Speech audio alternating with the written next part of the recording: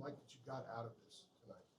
Well, I mean, I think there's a number of things that I liked out of this. Obviously, on and off the court, off the court, having the rhythm and routine of going on the road, traveling, playing, hotels, meetings, shoot arounds, film, all those things in preparation for the upcoming season, and then playing a quality opponent as BYU, um, and just being able to clearly, identify things that we're doing well and things that we need to get better at.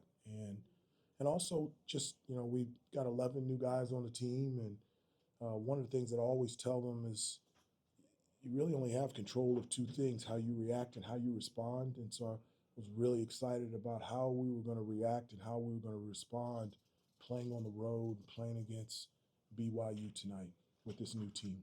Hubert, not only the quality opponent in this setting, but I mean, you got to really work on some late game stuff, situational stuff. We did. Do you feel like that was another valuable part of this whole experience? It really was. You just can't get that in practice, Yeah. And so what we got today, just really helped us at before we went out. I said, the number one thing that I wanted to get from this is I wanted us to take a big step forward in moving forward to potentially being the best possible team that we can become. And whether it's shoot around, pick up,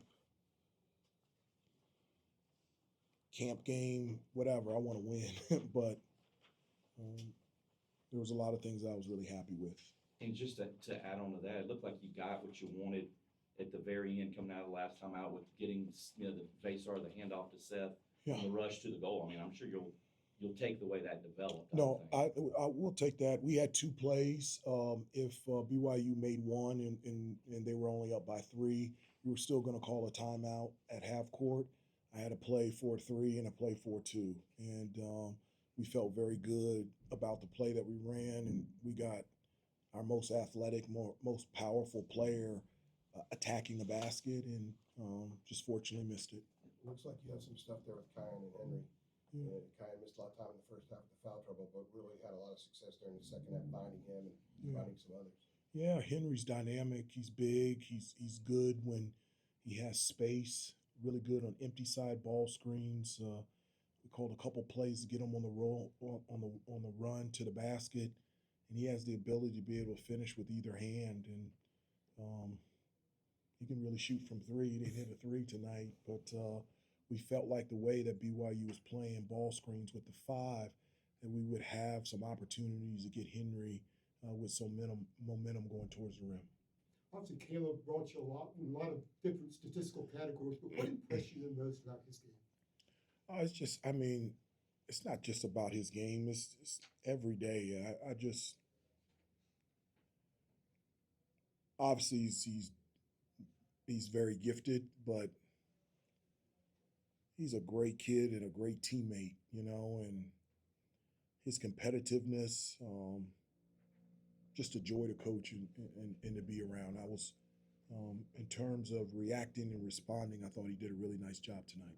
And you could see some of that too, right? You were some of the play, like the block in the first half, I think, to get the shot clock violation, and some of the finishes. I mean, you could see it in this setting, I think. Yeah, I didn't teach him that. Those are things that he's 6'11", athletic, and be able to finish. And we were able to call some sets to be able to get him in space, to be able to make those moves and buckets. And so we've got to grow. We've got to get better. I've got to get better. And we're looking forward to getting back home and then getting back to practice on Sunday. A lot of the talk from the players, and even you, even the other day, about how competitive things have been. Yeah. Going back to the summer when they had open gym, did you see that competitiveness tonight? And were there moments where you kind of thought, hey, this is an exhibition game, but it feels like this is a game in late February, March? No, it felt real, and in the huddles, it was pretty animated, which I like. And it goes back to the react and respond. I felt like every time it felt like BYU was going to go on a run, we stopped it, and we either caught back up or took the lead. And that was something that, another thing that I was happy with. The What did turnovers were an issue, particularly in the first half. No, What do they you were think an they did issue. with that? They're an issue the whole game. You know, one of the things I take this from Coach Williams. He always says that um, turnovers are one or two things. It's either selfishness or carelessness.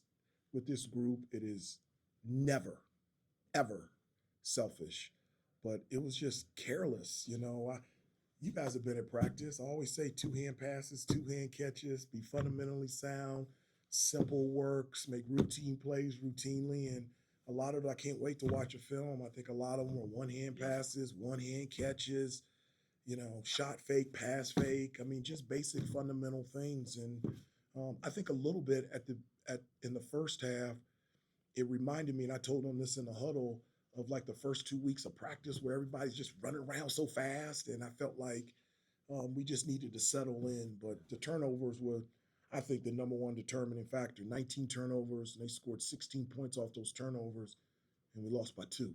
Did you think some of that was because of the foul trouble for Kyan, where you're shuffling around a little bit at the point guard? Because, I mean, he had to sit for a long time in the first half. I think it was us. Yeah. Everyone. Did you try to push the pace in the second half? Seemed like first 10 minutes, you got a lot of transition buckets. We got a lot of transition buckets in the second half because we rebounded better. We can't run unless we rebound. And so we started rebounding better, and that allowed us to get out in transition and run. So for us, the pace that we want to play on the offensive end, I've clearly identified with this group. It all ties back to defense, and it all ties back to rebounding. You check the box on defending and rebounding, then now we can run. Any of the local folks have questions for Coach? I just wanted to ask Coach, in terms of these new high-level matchups you have in the exhibition season, how valuable is that? It's really huge for us. You know, it's, you know, as I said, on and off the court, it's really big for us. You know, we get a chance to go on the road, go through the routine of shoot-arounds and meals and film and all those types of things. It gives us a chance to just spend uninterrupted, unhurried time together as a team, and especially for one where we have 11 new players. The more we spend time together, the better it is. And then to be able to play on the road against a team like BYU, it really gives you a clear picture of the things that you could be encouraged about and things that we really need to address and get better at. You know, and I felt like BYU did the same thing. You know, they got to play Nebraska and they learned something. And then when they came in here, they grew. And so my hope is that next week in our exhibition game, we've taken steps forward in our growth as well. Last one, AJ. Going back to rebounding and transition, I would imagine Kyan and Seth in transition out there together is something you want to see a lot of. Yeah, I do. But I like our team in transition. We've got guys that have the ability to run and finish, and we have guys that have the ability to run and spot up from 3 and make it. And so we want to play in transition. That I tell them it would be great if I could go a whole game and live out a primary break and never call a half court set. Well, in order to do that, we're going to have to get stops and rebound and stop fouling and put them on the free throw line. So those are areas that we've got to improve on. Thank you, Coach. Thanks, everybody. Okay, thank you.